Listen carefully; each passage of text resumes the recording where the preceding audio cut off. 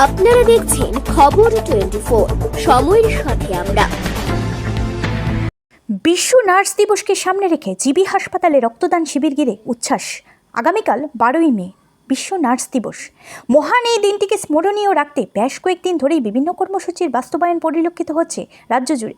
এরই অঙ্গ হিসেবে রাজধানী আগরতলার জিবি হাসপাতালে বিভিন্ন স্তরের নার্সরা একত্রিতভাবে রক্তদান শিবির আয়োজন করেন শনিবার। এদিন সকাল থেকেই বিভিন্ন স্তরের রক্তদাতা সহ পারিপার্শ্বিক সকলের উপস্থিত এবং স্বতঃস্ফূর্ততা ছিল চোখে পড়ার মতো।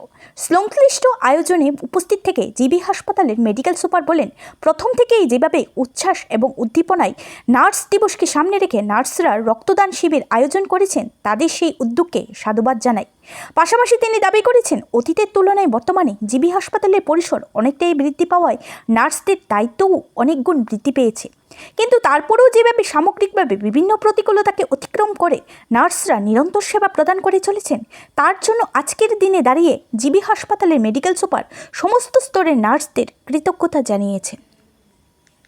আজকে ফ্লোরেন্স নাইটিঙ্গেলের জন্মদিনের আগামী 12 তারিখ, কালকে যে জন্মদিন, এই জন্মদিন উদযাপন উপলক্ষে আমাদের যে নার্সিং অফিসাররা আছেন জিএমসি অ্যান্ড জিবিপি হসপিটালে, ওনারা এক রক্তদান শিবিরের আয়োজন করেছেন। শুধু আজকের রক্তদান শিবির নয়, কালকে ওনার জন্মদিন উপলক্ষে এক সেমিনার এবং অনুষ্ঠানের আয়োজন করেছেন, বৃক্ষরোপণের আয়োজন করেছেন। এছাড়া ছোটোখাটো সাংস্কৃতিক অনুষ্ঠানেরও ওনারা আয়োজন করেছেন।